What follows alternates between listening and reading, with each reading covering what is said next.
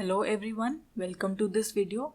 In this video we shall be looking at the question from June 2018 consisting of 4.75 marks. The question is, the values of lambda for which the following equation has a non-trivial solution. This is the given equation where the kernel is given to be of this kind, right? So what is the value of lambda for this integral equation, whether it is A, B, C or D? So I suggest you to stop this video over here, pause it and try to solve it yourself and then proceed, play it again, right? So I hope you have done it, right? So let us see the question. The integral equation is given to be phi of x is equal to lambda integration from 0 to pi kxt phi t dt. So the interval is given to us 0 to pi. Right, and this is a homogeneous integral equation, right, of the second kind. So let us solve this. So the kernel is given to us whose value is given in the interval 0 to t and t to x. So let's break our interval 0 to pi into 0 to x and then x to pi. So in the interval 0 to x, the integral is being taken over the variable t. So here t is strictly less than or equal to x, right? And here t is less than equal to x. So we'll take this value over here. So it becomes lambda integration from 0 to x cos x sin t phi t dt. Similarly here t is greater than equal to x, right? So here we'll take this value of the kernel. So it will be sin x cos t phi t dt. So now we shall solve it by differentiating it. That is, we are converting the given integral equation into the corresponding differential equation, right?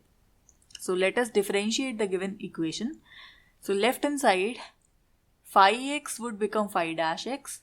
And in the right hand side we have to take the derivative of the integration term. So for that we shall use the Leibniz rule.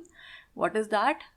It is integration partial derivative of the inner term, right, and then plus the derivative of the upper limit bx and substituting t as the upper limit into the rest of the term, minus the derivative of the lower limit with respect to x and substituting in place of t the lower limit, right?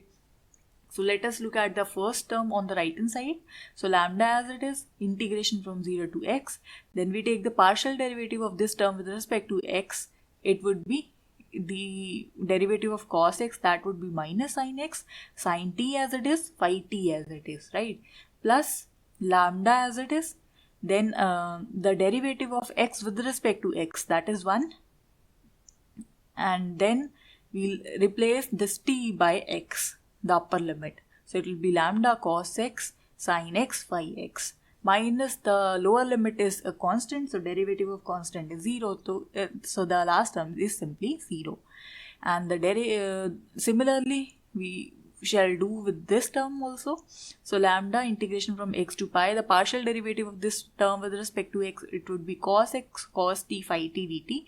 This remains as such because it is independent of x and we are taking the partial derivative. Then the the complete derivative of the upper limit, that is pi with respect to x, that would be 0, right? So this whole term is 0. And then the complete derivative of the lower limit, that is x with respect to x, so that would be 1. Lambda is this one. So lambda into 1 into this whole term where we replace t with the lower limit x. So it would be this. So now you see this term is same as this term. So we just cancel out these two terms and we are left with these two terms. So let us see. So these are the terms, right? So because we have the integral sign as such, so we differentiate once again. So differentiating, we get phi double dash x, and here we'll again apply the Leibniz rule. So we get this term and this term, the last term is 0 because the lower limit is 0, and the second term this, and because the upper limit is constant, so this is 0 and this, right? So there is no problem, you can do it using the same Leibniz rule. So now this term cancels with this term. No, it doesn't.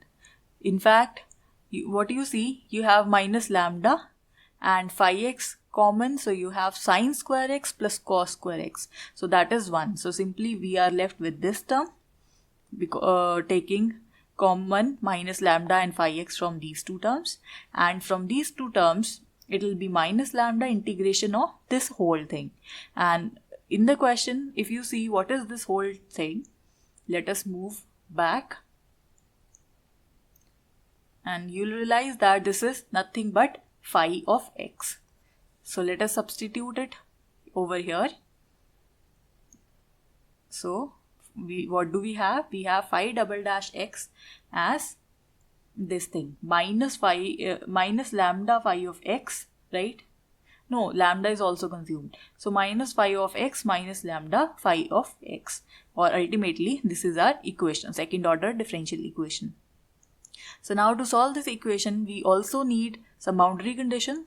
So let us look at the value of phi at the left boundary, that is 0. And we shall also look the value of either phi or phi dash at the right boundary. So let us look at phi of 0. So phi of 0, what would be that? From here you can see that if you put x is equal to 0, so this first integral is from 0 to 0, it becomes 0. And the second integral 0 to pi sine of 0, and sine 0 is 0, so this integral is also 0. So we have phi of 0 is equal to 0. This condition is true, right? We need another condition, phi at pi. What would be that? Here if you substitute x as pi, so you will have 0 to pi cos of pi, and cos pi is minus 1, so sin t minus phi t, and here this term would be 0, so you will have some non-zero term containing this phi t. So you do not have any constant value for this term, so this term we cannot find, right? So can we try for this term, phi dash of pi? What would be that? So let us look at this. We have phi dash is this term, right? So what would be phi dash of pi? So it would be minus lambda integration from 0 to pi sine pi, right? And what is sine pi? Sine pi, sine t, phi t. Sine pi is 0, so this whole term is 0. Moreover, here we are taking integration from x to pi, so it will become integration from pi to pi, and that would also be 0. So this term is 0. Phi dash of pi, that is 0. So we have the boundary conditions with us. These are the conditions. And this equation could be written as, the auxiliary equation corresponding to this differential equation could be written as d square plus 1 plus lambda. But what is this d? D is the partial, the derivative of phi with respect to x, right? So here, depending on the value of this lambda, we have different solutions phi x. So let us see what if lambda is 0, what if lambda is positive, what if lambda is negative. When lambda is 0, we have our auxiliary equation becomes lambda is 0, so it becomes d square plus 1, that is d is equal to plus minus iota. So in that case, we have c1 cos x plus c2 sin x. So we put the boundary conditions, phi of 0, 0. So this gives c1 0, and we calculate the phi dash of x. Why that is required? Because for using the second condition, we must calculate what is phi dash x. So this is this, right? So calculating this, you again get c2 is equal to 0. So we have phi x is equal to 0, which is the trivial solution, and it is not required. So let us see the second case here. The value of lambda is k square. We are taking it to be positive, where k should not be 0. If k is 0, we again reach at this first case, right? So lambda is k square, so our auxiliary equation is this, right? We can solve this. We can move this part to the right, and then we can take square root on both sides. So we have something like this. So corresponding to this value of d, the phi of x could be written as this, right? So let us calculate its derivative also. So it would be the derivative. Now using the boundary conditions, phi of 0 gives us, just a second, phi of 0 gives us c1 is equal to 0, and phi dash of pi is equal to 0. This gives us this expression, right? So now either c2 is 0, but if we take c2 0, we'll reach at trivial solution, so we do not require. So we are assuming c2 is non-zero, right? Then because k is positive, so this whole term cannot be 0, right? This must be some positive quantity. So we are left only with this term as 0, equal to 0. So now when is cos 0? The cos is 0 at the values pi by 2, 3 pi by 2 and so on, like this, plus minus. So it could be generalized into this form, n plus half pi, right?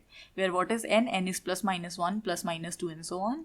So equating these, we get this. So from here we can calculate what is k or what is lambda, right? So our lambda ultimately is this. So basically in the question they were asking what is the value of lambda or the eigenvalue. So this is the value of lambda, where this n is some natural number. So we are done with this question. So our answer, let us look at the options.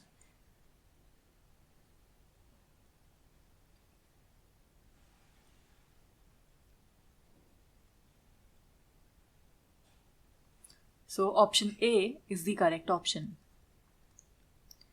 Let us see the third case also, and for the sake of completeness, let us see what is the solution for this equation.